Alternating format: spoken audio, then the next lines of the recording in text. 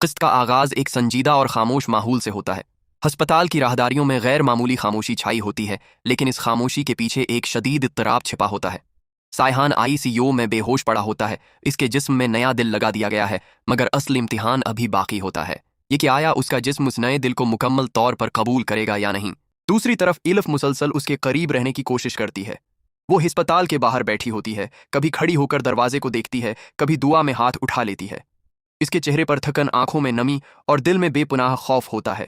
وہ خود کو مضبوط ظاہر کرنے کی کوشش کرتی ہے، مگر اس کے اندر ایک طوفان برپا ہوتا ہے۔ ڈاکٹرز بار بار آ کر یہی کہتے ہیں کہ اگلے چند گھنٹے انتہائی اہم ہیں۔ یہ سن کر ہر لمحہ مزید بھاری لگنے لگتا ہے۔ ایلف کے ذہن میں بار بار وہ لمحے آتے ہیں جب اس نے سائحان کے ساتھ خوشیاں بانٹی تھیں۔ وہ خود سے سوال کرتی ہے کہ کیا وہ سب کچھ ختم ہونے والا ہے یا یہ ایک نئی شروعات کا آغاز ہے۔ قسط کے درمیان میں ایک اہم موڑ آتا ہے جب ڈاکٹرز بتاتے ہیں کہ سائحان کے جسم میں کچھ مثبت تبدیلیاں نظر آ رہی ہیں۔ اس کا دل آہستہ آہستہ نئے دل کو قبول کر رہا ہے۔ یہ خبر سنتے ہی ایلف کے چہرے پر ایک ہلکی سی مسکراہٹ آتی ہے، جیسے اندھیرے میں روشنی کی ایک کرن نظر آئی ہو۔ ایلف کو پہلی بار اجازت ملتی ہے کہ وہ سائحان کے قریب جا سکے۔ وہ آہستہ آہستہ اس کے پاس جاتی ہے، اس کا ہاتھ تھامتی ہے اور دھیرے سے اس سے بات کرتی ہے، حالانکہ وہ بے ہوش ہوتا ہے۔ وہ اسے اپنے دل کی باتیں سناتی ہے، اپنے خوف کا ذکر کرتی ہے اور اسے یاد دلاتی ہے کہ وہ اس کا انتظار کر رہی ہے۔ یہ مناظر نہایت جذباتی ہوتے ہیں، جہاں ایک طرف خاموشی ہے اور دوسری طرف محبت کی گہرائی۔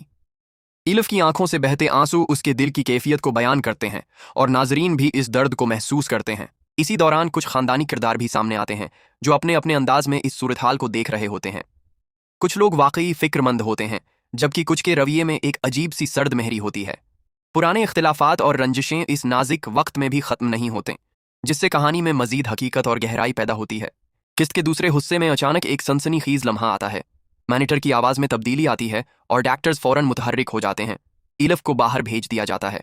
اس کا دل زور زور سے دھڑکنے لگتا ہے اور وہ دروازے کے باہر کھڑی دعا کرتی رہتی ہے۔ چند لمحے ایسے ہوتے ہیں جو ایک صدی کی طرح محسوس ہوتے ہیں۔ ہر گزرتا لمحہ ایک نئے خوف کو جنم دیتا ہے۔ آخر کار ڈاکٹرز باہر آتے ہیں اور بتاتے ہیں کہ یہ ایک وقتی مسئلہ تھا اور اب حالت دوبارہ مستحکم ہو رہی ہے۔ یہ سن کر سب کو تھوڑا سکون ملتا ہے، مگر یہ واضح ہو جاتا ہے کہ خطرہ ابھی مکمل طور پر ٹلا نہیں ہے۔ قسط کے آخری حصے میں ایک نہایت اہم اور جذباتی لمحہ آتا ہے۔ سائحان آہستہ آہستہ ہوش میں آنے لگتا ہے۔ اس کی پلکیں ہلتی ہیں، اس کی سانسوں میں ہلکی سی تبدیلی آتی ہے اور پھر وہ آہستہ سے آنکھیں کھولتا ہے۔ ایلف اس لمحے کو دیکھ کر خود پر قابو نہیں رکھ پاتی۔ اس کی آنکھوں سے خوشی کے آنسو بہنے لگتے ہیں۔ سائحان کمزور آواز میں اس کا نام لیتا ہے اور یہ ایک لفظ ایلف کے لیے دنیا کی سب سے بڑی خوشی بن جاتا ہے۔ ڈاکٹرز بھی اس پیش رفت کو مثبت قرار دیتے ہیں اور کہتے ہیں کہ یہ اس بات کی علامت ہے کہ جسم نئے دل کو قبول کر